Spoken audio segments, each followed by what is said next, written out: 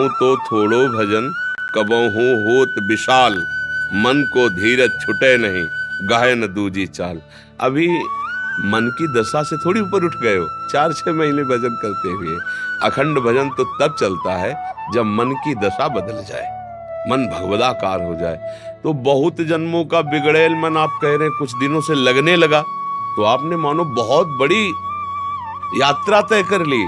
मन ही नहीं लगता, आपका लगने लगा, मतलब आपने उस पर अधिकार कर लिया है। अब धीरे धीरे आगे बढ़ जाएगा, धीरे धीरे अचंचल होने लगेगा, धीरे धीरे संकल्प विकल्प कम होने लगेंगे। हमें हारना नहीं है। गाहे न दूजी चाल।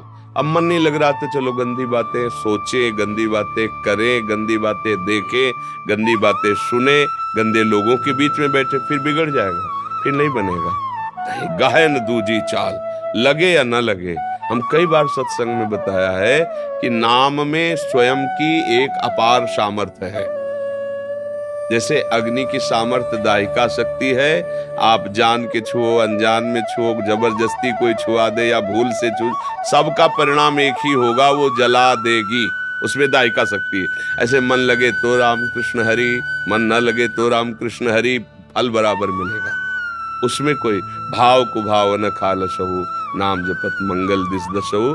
इसलिए निरंतर नाम के प्रति तुम सुदृढ़ भाव रखो, भले न कर पाओ लेकिन भाव ये रखो कि मैं निरंतर जपूंगा, मन लगे या न लगे, अशांति हो या शांति हो, दुर्गति हो या सदगति हो। अब एक बार तो मैं छक के नाम जप करके देखूंगा, संत जन कहते, शास्त्र कहते, क्या होता है, एक बार देखूं।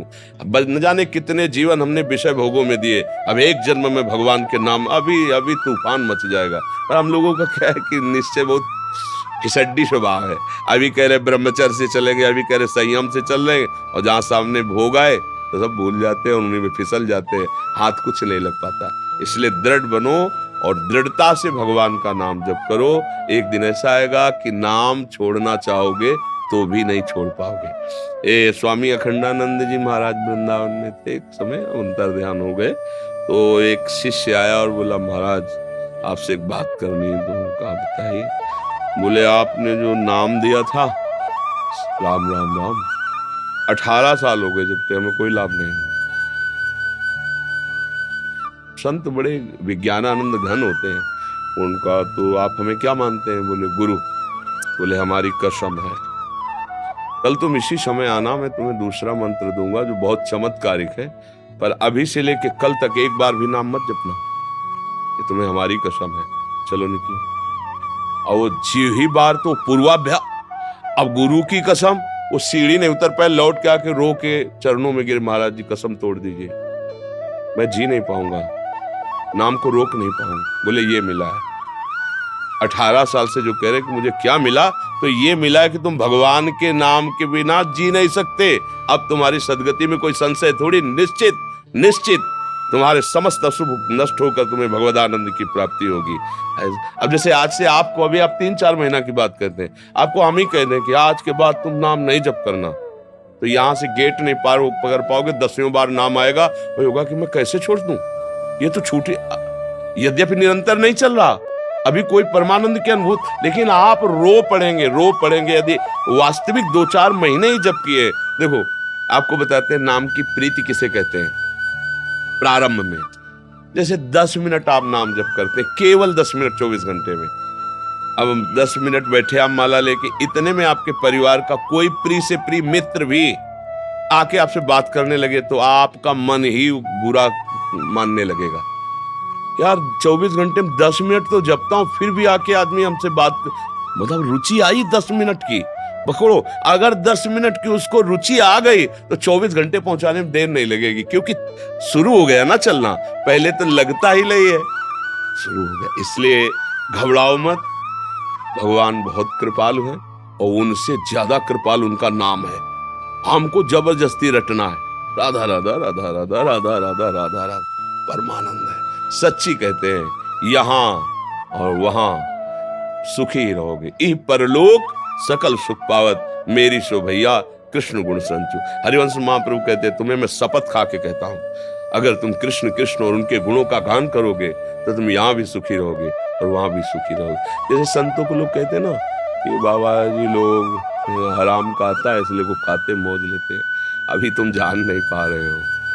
अगर आप आकर के देखो तो आपको पता चलेगा कि ये संत मार्ग कितना कठिन मार्ग है, क्योंकि इसमें बाहर से चोट तो दिखाई नहीं दे रही ना, अंदर प्रतिपल चोट है जिसे तुम जान ही नहीं सकते। जो पड़ा हुआ है वो खड़े हुए कि गिरने का चोट क्या जाने, क्योंकि तो पड़ा हुआ है ना, उसको पता ही नहीं ना। ये विषय विकार नाना प्रकार का आकर्षण जला के राख करता है, और उसको शांत सहते हुए रोते हुए इस मार्ग में चलते हैं, तो सारी सिद्धियां सारा वैभव त्रिभुवन का उनके चरणों में लुटता है। वो आराम का नहीं है। बोला भगवान के भक्तों को ऐसे शब्द जैसे आप सुनते हैं ना, कभी कभी कोई ऐसा बाबा जी लोग है, आराम ऐसे नहीं है।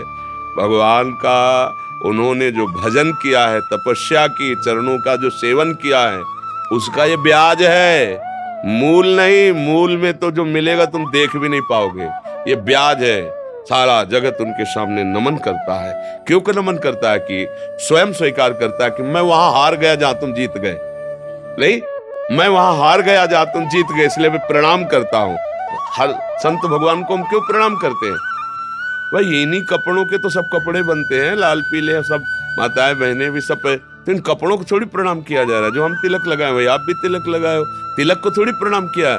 प्रणाम ये किया जाता है कि जहां मैं हार गया वहां तुम जीत गए, जहां मैं फंस गया वहां से तुम निकल गए, इसलिए तुम्हारे चरणों में प्रणाम है। तो इसलिए संतों की बात पर विश्वास कर ले तो उनकी बात में ही ताकत होती है, और वो तुम्हें पार कर देगी। जैसे कहते हैं ना लोग, आशीर्वाद दीजिए, हाथ दर्द, इनके ये सब बाहरी नाटकबाजी है। कह रहे चलो, बस आप समझ लो जो कह रहे हैं चलो, उसी में उनका आशीर्वाद लगा हुआ। आप चल के तो देखो आपको कहाँ पहुंचा देंगे।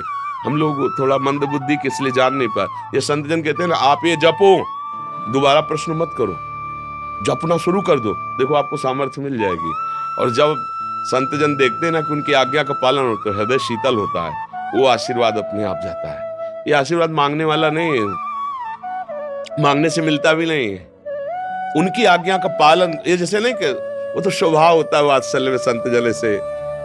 आशीर्वाद यहाँ का विषय होता है। कैसे मिलता है आशीर्वाद? जैसे आप हमारी आज्ञा का पालन करें, ठीक से चल रहे हैं, बड़ा कष्ट सह के चल रहे हैं, अब हम अपने भजन में, और एक अचानक तुम्हारा चिंतन आ गया और वो बात आ गई कि इतना कष्ट पाते हुए भी वो भजन कर रहा है। अब जो वो करुणा जो उदय हुई, वो जाके वहां संभाल दी, तुम्हें भी पता नहीं चला, और वो ऐसी ऊंचाई पर चढ़ा दिया। इसीलिए कहा गया, तात स्वर्ग अपवर्ग सुख धरी तुलाए कंग, तुलनताए सकल मिल जो सुख लव सत्संग।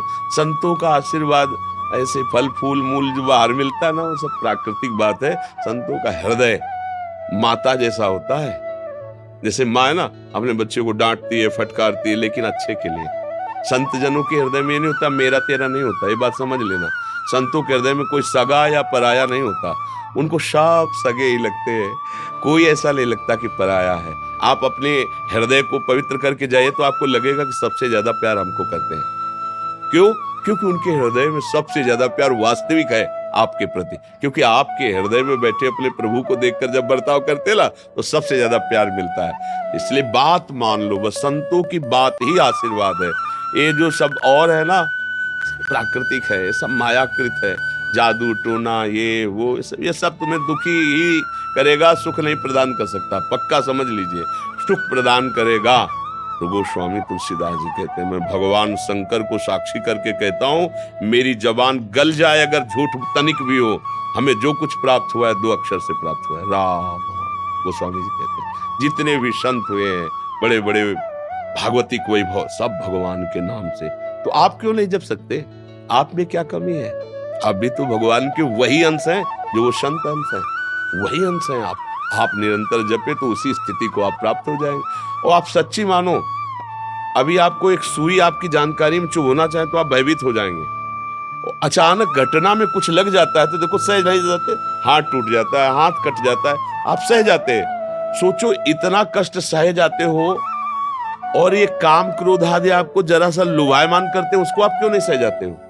क्योंकि आपने सहने की बात ही नहीं सोची है, आपने भोगने की बात सोची, इसलिए फिसल जाते हो। नहीं, आप में इतनी सामर्थ्य कि आपको कोई परास्त नहीं कर सकता। सच्ची बात मानना। अच्छा, जैसे आपको जेल मिल गई, अब आपको वहां अनुकूलता तो मिलती नहीं, लेकिन जीते हो ना, तो बोले बन मार के जीना पड़ता है ना। हाँ, ऐसे तुम यहाँ अगर मन मार के जीना सीख जाओ तो तुम महात्मा हो जाओगे, नहीं हो जाओगे? अच्छा, जैसे किसी को जेल मिलती है, एक छोटी सी सेल होती है, छोटी सैया, साधारण कपड़े, साधारण भोजन, और अगर वो आप जीवन यहाँ जी के राम राम कृष्ण कृष्ण हरि हरि राधा राधा, तो आप गृहस्थी में रहते हुए बहुत बड़े महात्मा हो जाओगे, अगर वहां की बात समझ लो। लेकिन जीव की समझ ठीक नहीं, जब वहां जाता है तो उसके होश खराब हो जाते हैं। अब प्रभु से संबंध नहीं, विषयों से संबंध, विषय छिन गए, स्वतंत्रता छिन गई, अब यही जेल है। अब जीवन इधर भोगता, परिणाम में नरक फिर उधर भोगता है। इसलिए यहीं सुधर जाओ। यहां तुम्हें कोई गाली दे, सह जाओ, अपमान करे, सह जाओ। वहां डंडा चलेगा तो भी कोई सहयोगी नहीं तुम्हारा। समझो, यही मान लो मैं माया की जेल में हूं, अब मुझे इसे मुक्त होना है, अभी महात्मा बन जाओ। महात्मा का मतलब होता है अच्छे विचार, अच्छे आचरण, अच्छा भाव, अभी आ जाएगा। अब अपने लोग ये तो सोचते नहीं, हमें सुख भोगना चाहे दूसरे को काटना पड़े, बस यही से पापाचरण शुरू है। वीडियो पसंद आई हो तो प्लीज सब्सक्राइब कर दीजिए। जोक मारा रे, ये हंस रहे हलकट हंस।